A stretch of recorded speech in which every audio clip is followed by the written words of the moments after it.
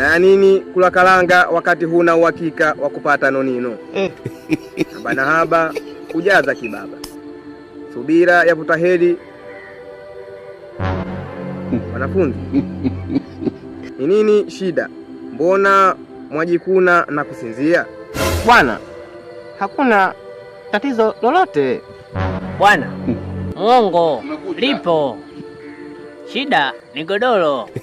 Tena acha nichambe. Shida ni godoro.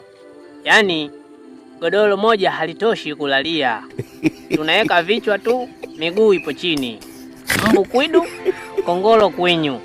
Yaani tabu tupu. Mking'atwa na kunguni na mbu ndivyo imani zenu zinazidi kuwatosheleza.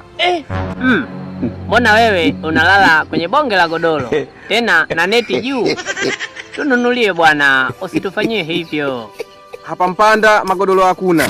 Hata lile langu niliagiza Dar es Salaam. Hivyo kuyapata mpaka nikienda tena Dar es Salaam. Dar es Salaam?